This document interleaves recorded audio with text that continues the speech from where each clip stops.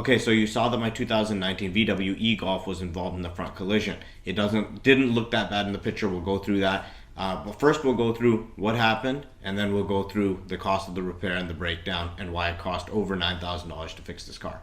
Okay, so my car was involved in the front collision on the freeway in the carpool lane. I was not driving. There was some debris in the road, and the front radar system didn't prevent it from happening. It hit the front right side of the car and impacted a lot of the things, obviously, behind the bumper as well. Now, like I said, I do have a front radar system. The way that it works is if you're going over 19 miles an hour, uses all the sensors in the front as well as the radar detector. It can see 65 feet ahead, and it has 110-degree field of vision. All of those conditions should have made it realize that there was this debris in the road, but because it was so sudden, I'm assuming that's why it wasn't able to brake at all and respond to or avoid hitting this debris in the road. Now, nobody was injured. The airbags did not deploy. The car was able to keep driving, and it was able to be pulled off of the road. After a while, it started overheating because the radiator was impacting. It was completely drained of all of its fluid, and so unfortunately we had to have the car towed.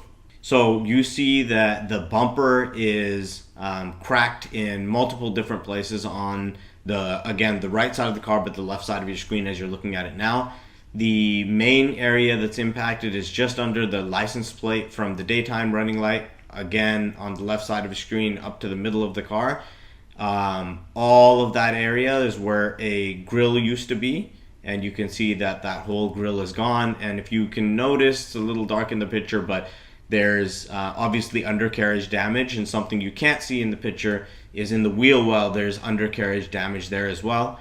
And then in this next shot, you can see that there's also radiator damage, a lot of radiator damage, and that's where a bulk of our cost that when we go through it, you'll see resides. Okay, so you can see that a whole bunch of information was removed from this section just because it's irrelevant. The date of the accident was 5/10. The date of the car was dropped off was 5/12. The date that the repair estimate was provided, this estimate, as well as the teardown completed, was 5/23. And the date I picked up the car was 6/2, so a lot faster than obviously a Tesla. Let's get straight into the estimate. So the total of the front bumper section I've already added up is $2,460. Right, the major ticket items, obviously this distance sensor, that's almost $900. The impact bar just sits behind the bumper, that's $493. Right, the center grille, which you saw was cracked in half, was $220. And then obviously the bumper cover is $390. But those are the pretty much major items in this section. The front lamp, the only one that was impacted was the passenger side driver's or daytime running light, so that was $125. The radiator support, this whole section adds up to $707. The radiator support being the biggest single item, $458, and then a splash shield as well. When you come down to the cooling section, $1,495 in total here. The fan assembly itself was the single biggest item. I thought the radiator actually was a lot more expensive, but the radiator was only $283. The air conditioning and heater, the condenser, I didn't realize the condenser would have been damaged in this. Again, it didn't look that bad from the outside. That was a $335, plus the 34 and the 34 for $403 in this section. Fender, $72 around. For the total electrical, it was $694. The single biggest item being the speaker. This is the external noise generator that electric cars have to have when you're driving the car.